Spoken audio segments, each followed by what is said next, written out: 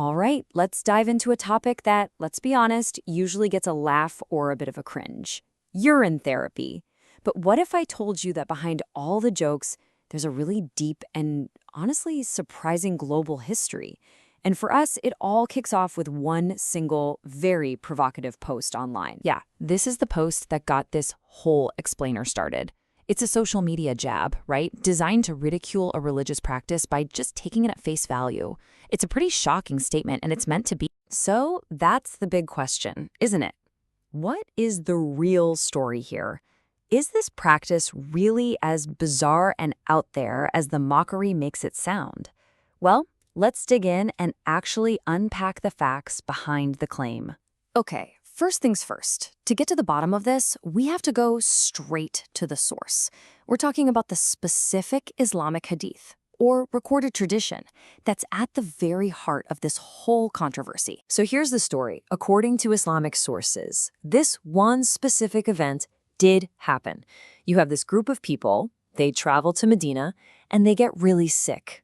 The Prophet Muhammad then gave them a very specific remedy: drink the milk and the urine of camels. But here's where context is absolutely everything.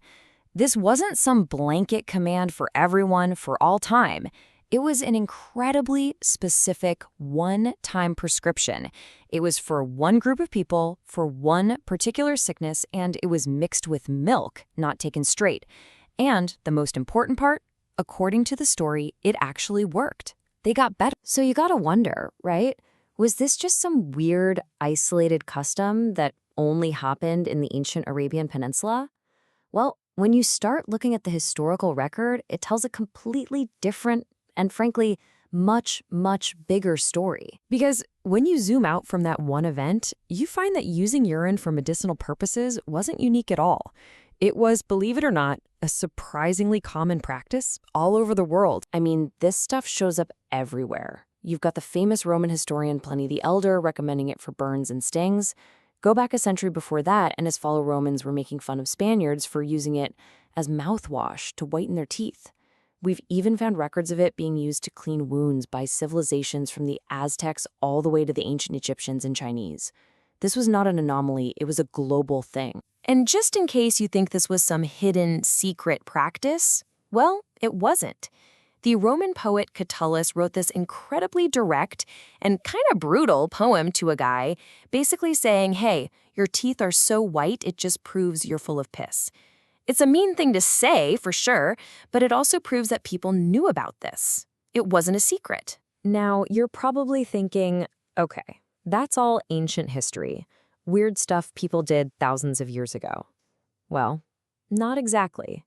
This practice, or at least things derived from it, have stuck around right into our modern world, sometimes in ways that will absolutely surprise you. For instance, check out this list. We're talking about India's 5th Prime Minister, Morarji Desai, who was a huge advocate. The well-known British actress Sarah Miles said she used it for her allergies for decades.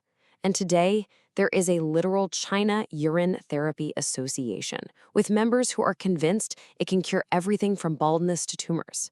These aren't ancient figures at all. But the connection to our modern world gets even more direct, and it's often hiding in plain sight. Take a look at Premarin. It's one of the most popular estrogen drugs ever made. And the secret is right there in the name. Premarin stands for pregnant mare's urine. It is made from the urine of pregnant horses. I know this isn't some niche fringe product. For a long time, Premarin was the 3rd most used medicine in the entire world, right up there with Tylenol. Think about that. Millions and millions of people have taken a medicine made directly from animal urine, and most of them probably had no idea. So after that wild tour through global history and modern medicine, let's circle all the way back to where we started. Camel's urine. What has modern science actually found out about the substance from that original prescription? Well, researchers have actually looked into it, and some of the findings are pretty striking. For example, one study from a Chinese pharmaceutical company created a cancer drug from camel urine called CDA2. In their trial, they found it was effective in over 60% of patients. To put that in perspective, that was more than double the effectiveness of the chemotherapy it was tested against. Now, it's just one study, of course, but that's a fascinating result. Okay, for one last piece of the puzzle, let's see how other major world religions have approached this whole idea. In some Hindu traditions, like in a text called the Dhamara Tantra, it's right there in black and white. It explicitly encourages drinking your own urine as a cure for diseases. Then you have some modern proponents who point to the Bible, to verses like, drink water from your own cistern, and they interpret that as a kind of hidden, coded reference to the practice. In fact, one of the most influential books on the topic was even called The Water of Life. And all of this brings us back to our starting point, and to what is maybe the most crucial distinction of all when we're looking at the Islamic view on this. So here is the bottom line. This is the key difference.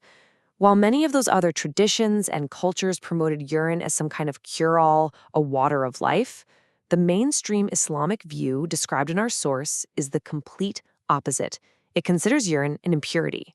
Using it is forbidden, unless there is absolutely no other medicine that can save a person's life.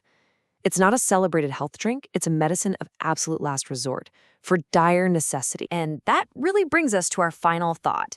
We started this whole journey with a post meant to mock something that sounded totally bizarre and isolated.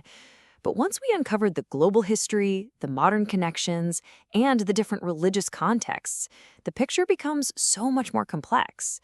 It really leaves you with a question, doesn't it? How much does understanding the full global context of a practice change how we see one single controversial example? Something to think about. Thanks for joining us.